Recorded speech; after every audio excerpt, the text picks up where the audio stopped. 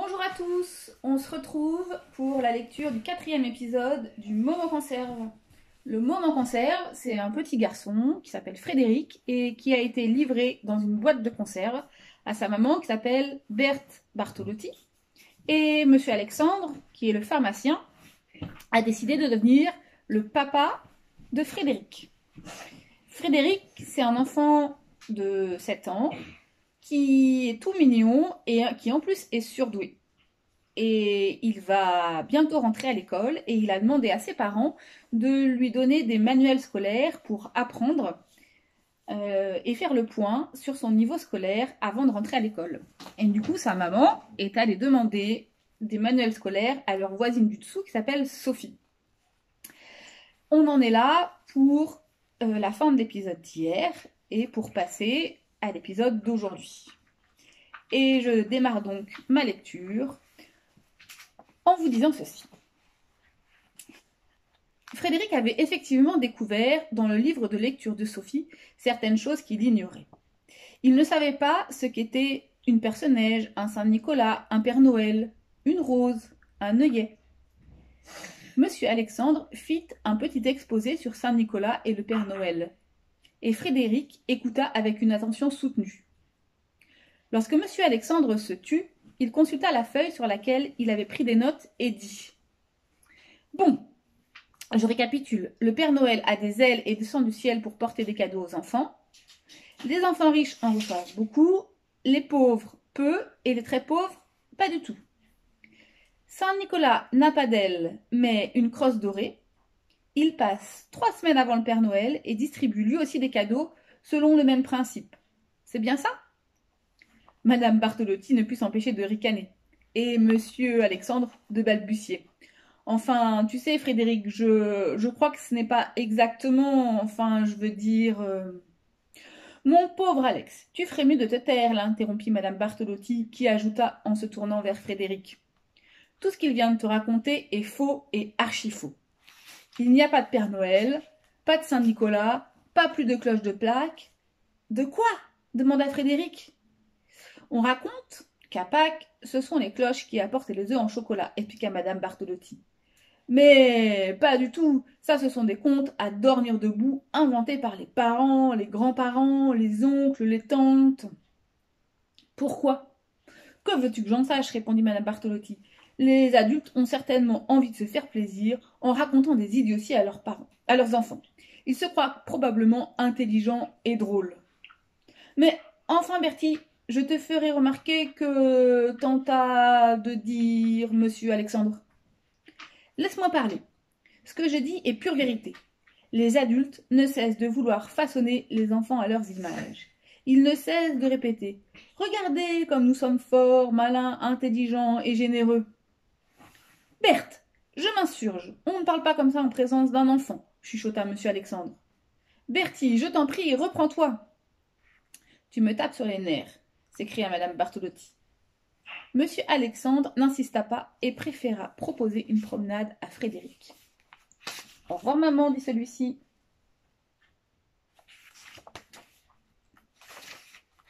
Nous allons visiter une église, puis nous irons chez un fleuriste. Je te montrerai des roses, des œillets et des perce-neiges. Si nous en trouvons. Allez, viens vite, prends ta casquette. Maman n'est pas de bonne humeur aujourd'hui. Frédéric alla chercher sa casquette et déclara « Voilà papa, je suis prêt. Au revoir maman. » Puis il s'en alla avec monsieur Alexandre. Madame Bartolotti les regarda partir en faisant la moue. Une moue très laide et très furibonde. À peine entendit-elle la porte se fermer qu'elle se mit à marmonner. Avoir un enfant, bon, d'accord, je n'ai rien contre. Mais avoir le père par-dessus le marché, non merci. S'il y en a un que je n'ai pas commandé, c'est bien celui-là. Sophie Lindemann vint chercher ses livres et fut très déçue d'apprendre que le fils de madame Bartolotti était parti se promener avec son père. Elle s'attarda une bonne demi-heure, espérant qu'il n'allait pas tarder à rentrer. Au bout d'une demi-heure, qu'elle passa assise à côté de madame Bartolotti, à lire l'album de Frédéric et à peigner la chevelure blonde de la magnifique poupée, on sonna à la porte. Cette fois, c'était madame Lindemann. « Veuillez excuser ma fille, qui doit vous importuner, dit-elle à madame Bartolotti. Nous l'avions autorisée à venir chercher ses livres et non à s'installer chez vous. » Elle parlait d'une voix aimable, mais changea de ton pour s'adresser à Sophie. « Viens, le dîner va être froid. On ne reste pas si longtemps chez les gens quand on n'a pas été invité. » Madame Bartolotti eut beau affirmer que chez elle on pouvait rester aussi longtemps qu'on le voulait, même sans être invité. Madame Lindemann s'entêta. « Non, non, non, ce n'est pas des manières. » Elle avait retrouvé son ton aimable. Toutefois, lorsque Madame Bartolotti voulut offrir la poupée à Sophie, elle ne put s'empêcher d'intervenir. « Pas question, on n'accepte pas des cadeaux aussi chers. » Madame Lindemann voulut reprendre la poupée que sa fille serrait déjà dans ses bras. « Mais que voulez-vous que Frédéric et moi fassions de cette poupée de Madame Bartolotti ?»« Oh, maman, s'il te plaît, s'il te plaît, s'il te plaît, supplia Sophie. »« Mais c'est impossible, s'écria Madame Lindemann. Absolument impossible, je ne peux pas accepter, vraiment pas. » Et elle se répéta une bonne douzaine de fois, jusqu'à ce que Madame Bartolotti sente la moutarde lui monter au nez. « Vous ne pouvez peut-être pas accepter, mais votre fille semble avoir très envie de le faire. »« Oui, oui, j'ai très envie d'accepter, » dit Sophie en serrant la poupée contre son cœur.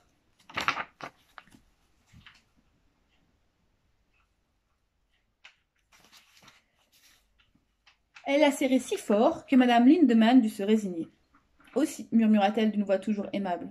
« Alors, sois gentille et dis merci à Madame Bartolotti. » Sophie remercia très gentiment, et sa mère en profita pour la pousser en direction de la porte, en répétant 3 fois. « C'est trop, je vous assure, c'est trop. » Madame Bartolotti ferma la porte en pensant que les gens étaient décidément bien compliqués et très sévères.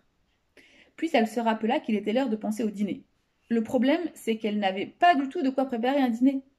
Elle se dit alors qu'il était fort possible d'aller dîner dehors et de manger un steak au poivre avec des champignons et des pommes de terre en robe des champs. Il lui fallut cependant renoncer à ce projet, puisque ni dans son portefeuille, ni dans sa bourse en cuir, ni dans son porte-monnaie, il ne restait le moindre sou. Madame Bartolotti avait l'habitude de ce genre de situation. Sauter un repas de temps en temps ne la gênait guère, mais ce soir-là, les 100 000 mots de M. Alexandre lui revinrent en mémoire. « Ma chère enfant, se dit-elle, une mère digne de ce nom doit fournir à son cher petit Frédéric un vrai dîner copieux et convenable. » Madame Bartolotti alla s'asseoir dans son fauteuil à bascule, alluma un cigare et attendit qu'à la 3e bouffée, une idée germe dans sa tête. En attendant, elle se balança. Il lui fallut 5 fois 3 bouffées pour concocter l'idée suivante. Ce brave Alexandre a absolument envie d'être père. Bien, il veut être le père de Frédéric. Or, un père doit débourser de l'argent pour son fils. Parfaitement. Cela s'appelle payer une pension alimentaire. Alexandre va donc commencer à m'en verser une dès ce soir en nous invitant à dîner. Voilà ce qu'imagina Madame Bartolotti lorsque Frédéric et son père rentrèrent de promenade. Elle fit un exposé très clair de la situation. Monsieur Alexandre eut l'air quelque peu surpris et bredouilla qu'il n'avait pas assez d'argent sur loup, n'ayant pas pensé à ce détail. « Qu'à cela ne tienne, répondit Madame Bartolotti. Verse-moi une avance. » Monsieur Alexandre sortit 200 francs de son portefeuille, et Madame Bartolotti se déclara satisfaite, estimant qu'avec une telle somme, on pouvait se payer 2 steaks au poivre, accompagnés de champignons et de pommes de terre en robe des champs. Il resterait même un peu d'argent pour des glaces à la framboise et du jus de pomme. Madame Bartolotti entraîna donc Frédéric au restaurant Le Chamois Dodu, tandis que Monsieur Alexandre rentrait chez lui. Aussitôt revenu du restaurant, Frédéric alla se coucher. Madame Bartolotti noua encore 1 mètre de frange en se disant « Il va falloir que je fasse rentrer de l'argent dès demain. » Il ne se passa plus grand-chose ce jour-là, mais tout recommença dès le lendemain, lundi. Le lendemain, Madame Bartolotti se réveilla dès 4h30. Pour la première fois de sa vie, elle se sentait des idées claires, d'aussi bonne heure. Elle se glissa furtivement hors de son lit pour ne pas réveiller Frédéric, bien que ce fût inutile puisqu'il avait déjà les yeux grands ouverts. « Je ne pouvais pas me rendormir, expliqua-t-il, parce que je suis très content d'aller à l'école. » Madame Bartolotti alla faire un tour dans la salle de bain. Elle se regarda dans le miroir et constata qu'elle n'était pas dans un bon jour. « J'ai l'air aussi vieille qu'horrible, lança-t-elle à son image, et elle pensa. Les instituteurs ne m'en prendront jamais pour la mère de Frédéric. Tout juste accepteront-ils de croire que je suis sa grand-mère, si ce n'est son arrière-grand-mère. Elle se sentait si énervée qu'elle cassa un coquetier et un bol en préparant le petit déjeuner. « Qu'as-tu » demanda Frédéric. « Est-ce qu'on appelle ça avoir les nerfs en plâtre ?» Madame Bartolotti lui expliqua qu'elle se sentait effectivement tendue parce qu'elle ne savait pas encore comment expliquer au directeur de l'école voisine que son fils, âgé de 7 ans, devait rentrer en CE2 sans jamais avoir fréquenté d'école. « En CM1, rectifia Frédéric. J'ai bien réfléchi cette nuit, et j'ai pensé que le CE2 ne me conviendrait pas, car je risque de m'y ennuyer terriblement. »« Mais comment veux-tu rentrer en CM1 sans avoir eu de livret scolaire attestant que tu es susceptible de passer dans la classe supérieure ?» Frédéric alla fouiller dans le placard de la cuisine et en sortit l'enveloppe en plastique bleu contenant ses papiers. Elle était pourvue d'une poche latérale que Madame Bartolotti n'avait pas remarquée. Frédéric l'ouvrit et en sortit un livret scolaire vert pomme. « Voilà le livret, dit-il. »« De quelle classe ?»« Il suffit de l'écrire, répondit Frédéric en tendant le livret à Madame Bartolotti. Sur la couverture était inscrit « Livret scolaire » et en dessous « Frédéric Bartolotti ». L'intérieur était truffé de bonnes notes dans toutes les matières. Gymnastique, musique, dessin, rédaction, lecture, écriture, calcul, sciences naturelles, histoire et géographie. Madame Bartolotti découvrit aussi une petite phrase sur la dernière page. L'élève Frédéric Bartolotti est admis à passer en 3 petits points. Le tout était suivi de cette signature toujours illisible, Humbert, Humbert ou Montbert. Un tampon tout aussi indéchiffrable authentifiait la signature. « Et quelle école t'a délivré ce livret » demanda Madame Bartolotti, en le tournant dans tous les sens jusqu'à ce qu'elle repère une inscription en caractères gras. « École primaire française du Caire, Égypte, sous contrat avec l'État. »« Fantastique » murmura Madame Bartolotti. « Mais qu'est-ce qui est fantastique » demanda Frédéric. « Les bonnes notes ?»« Non, tu n'as jamais mis les pieds en Égypte, hein ?»« Malheureusement, non. Mais ne crains rien, ce livret scolaire est parfaitement valable. L'atelier d'enseignement de l'usine était une filiale de cette école du Caire. Tout est donc bien légal. » Frédéric tout sauta avant d'ajouter « L'école du Caire possède un cycle scolaire accéléré, et je suis tout à fait apte à passer en CM1 malgré mon âge. » Madame Bartolotti se demanda si tout cela était vraiment légal, mais elle se sentit néanmoins rassurée de pouvoir présenter une pièce d'apparence officielle. Enfin, elle n'était pas complètement rassurée puisqu'elle demanda « Et si on te pose des questions sur cette école du Caire, que vas-tu répondre ?» Frédéric affirma qu'il en savait plus à ce propos que n'importe lequel de ses futurs petits camarades. On l'avait bien préparé à ce genre d'embûche. « Bon, » conclut Madame Bartolotti. « Alors on y va ?» Elle mit les papiers, les certificats de vaccination et le livret scolaire dans son sac, posa sa toque de fourrure sur sa tête et revêtit son manteau de lièvre gris. « Un instant, maman, dit Frédéric, passe-moi le livret scolaire. » Madame Bartolotti le sortit de son sac et lui tendit. « Passe-moi aussi un stylo, ajouta Frédéric. Madame Bartolotti lui prêta le sien. Frédéric écrivit sur le pointillé de la dernière page « CM1 », ce qui donna la phrase suivante. L'élève Frédéric Bartolotti est autorisé à passer en CM1. Il attendit que l'encre sèche, puis rendit le livret à Madame Bartolotti qui le remit dans son sac. Il posa alors sur sa tête sa casquette bleu ciel, surmontée d'un pompon, et enfila sa veste en patchwork de tricot. Ils allaient atteindre le rez-de-chaussée lorsque Sophie Lindemann les rattrapa. Elle portait son cartable sur son dos. Dévisageant Frédéric avec curiosité, elle lui demanda « Tu vas aussi en CE2 ?» « Non, répondit Frédéric en hochant la tête. J'ai bien réfléchi et j'entre en CM1. » Cette réponse étonna tellement Sophie qu'elle ne sut que dire et resta figée de stupeur sur les marches, tandis que Frédéric et Madame Bartolotti poursuivaient leur chemin.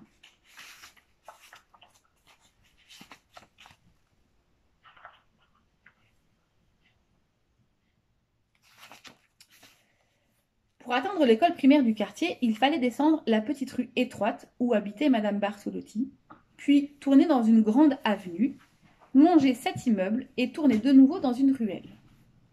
Frédéric et Madame Bartolotti allaient déboucher dans la grande avenue lorsque Madame Bartolotti fut remarquée à son fils. Tu sais, Frédéric, je crois que tu n'as pas été très raisonnable en disant à Sophie que... Je sais, l'interrompit Frédéric, je m'en suis aperçu. C'était imprudent. Je ne le ferai plus. En tournant dans la ruelle où était située l'école, il prit la parole à son tour. Il faut que je te dise, maman, ce n'est pas très agréable pour moi d'être contraint à... Il chercha le mot qui convenait et le trouva en atteignant la porte de l'école. D'être contraint à la dissimulation.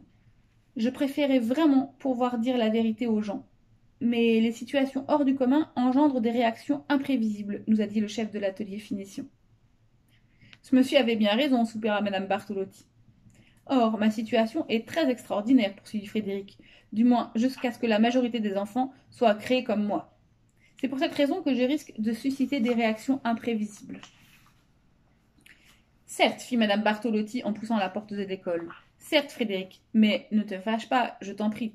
Je pense que pour éviter certaines réactions imprévisibles, tu devrais parler aux gens de façon plus enfantine. Je ne parle pas de façon enfantine. Mais comment parle-t-on de façon enfantine? Je n'en sais rien. Je ne fréquente guère les enfants de 7 ans, murmura madame Bartolotti, tout en escaladant, et non sans souffler, l'escalier qui menait au premier étage. Mais je crois que les enfants de 7 ans ont une syntaxe plus simple que la tienne, et qu'ils ne connaissent pas certains mots. Quels mots? Madame Bartolotti n'eut pas le temps de répondre, car ils arrivaient devant le bureau de la directrice. Monsieur Alexandre était en faction devant la porte du dit bureau. Il avait enfilé son costume noir, noué une cravate noire et serrait sous son coude un porte-document noir lui aussi. « Alexandre, que fais-tu là? Alex !» s'écria madame Bartolotti. Monsieur Alexandre fit « chut, chut » en signifiant à son ami de parler plus bas. « Finalement, c'est moi le père, chuchota-t-il. Je pense que vous pourrez avoir besoin de moi tous les deux en cas de difficulté. Je me dois donc d'être à vos côtés. » Madame Bartolotti soupira si bruyamment que monsieur Alexandre fit de nouveau « chut, chut »« Alex, je t'en prie, rentre chez toi ou à la pharmacie, gronda madame Bartolotti. Va où tu veux, mais va-t'en. » Il n'en est pas question, gronda à son tour monsieur Alexandre. Je suis le père, donc je reste. Et il frappa à la porte de la directrice. Entrez, répondit une voix de femme. Monsieur Alexandre ouvrit la porte et pénétra dans le bureau, suivi de Frédéric et de madame Bartolotti. Frédéric donnait sagement la main à sa mère. « Vous désirez » demanda une dame plus très jeune et passablement rondelette. Elle ne se tenait pas derrière son bureau, mais devant, et portait une pile de cahiers. « Nous désirons inscrire notre fils dans votre école, répondit monsieur Alexandre.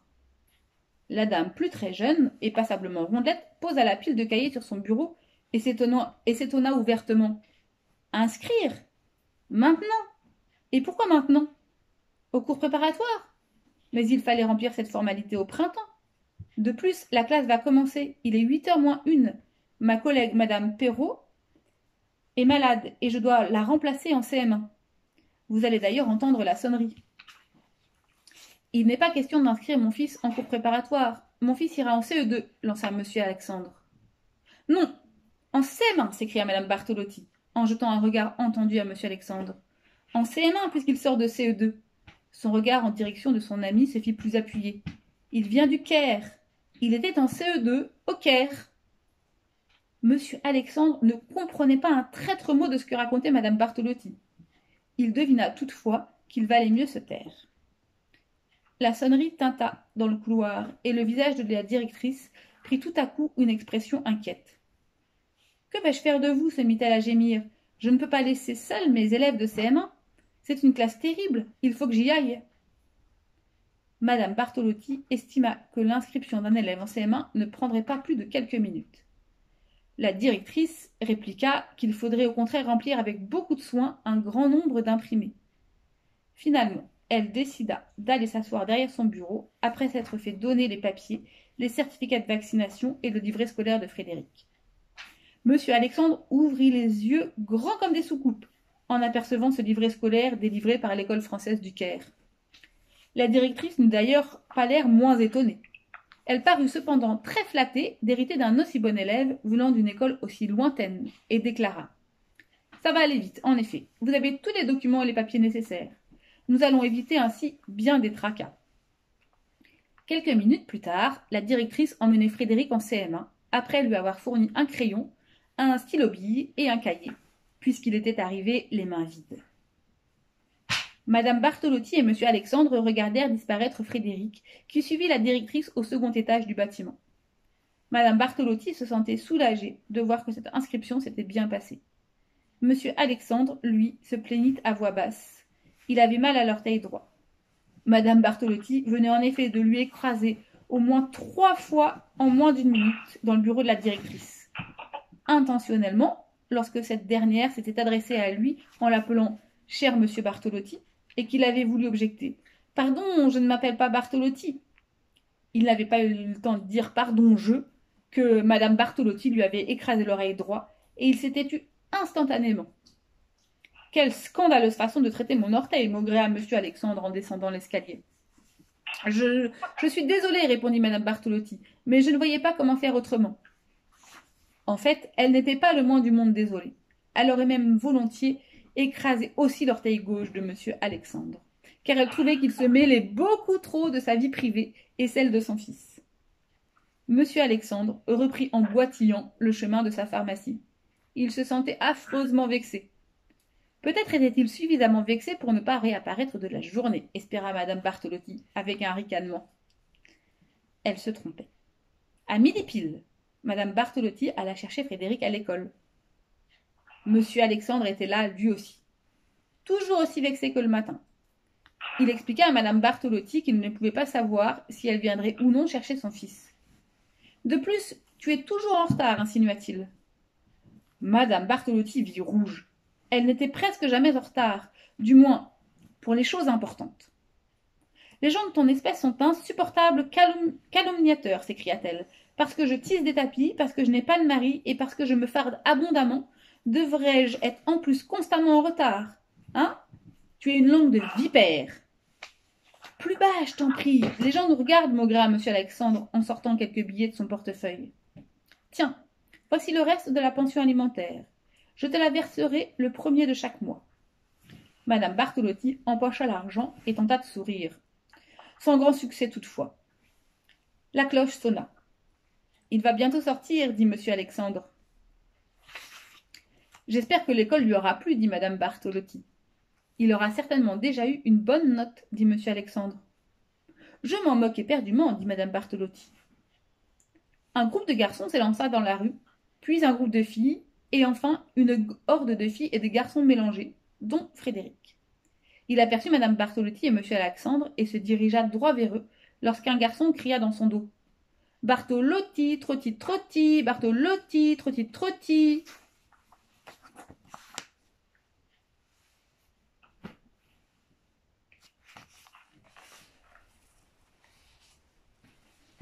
Mais Frédéric fit celui qui n'entendait pas. « Ça t'a plu ?» demanda madame Bartolotti. « Tu as une bonne note ?» demanda monsieur Alexandre. Frédéric fit non de la tête. « Comment ça, non ?» s'écria monsieur Alexandre, visiblement déçu. « Veux-tu aller en CE2 ?»« Ça va pas la tête, maugréa Frédéric, plutôt me foutre à l'eau. On s'emmerde dans cette classe. J'ai pas eu de bonne note parce que j'ai pas moufté. »« Frédéric Frédéric !»« Mais comment parles-tu » s'exclama monsieur Alexandre, dont le front se rida en 7 plis d'horreur. « Comme un enfant, répondit Frédéric. Enfin, du moins, comme ceux de ma classe. » Puis il ajouta en se tournant vers madame Bartolotti. « Je crois avoir compris ce que tu me disais ce matin. J'ai même fait la moitié du chemin, qui me permettra de leur ressembler tout à fait. » Et il expliqua, en s'adressant de nouveau à monsieur Alexandre. « J'ai bien pris soin de ne pas ouvrir la bouche de toute la matinée. J'attends de savoir comment parle un enfant de 7 ans.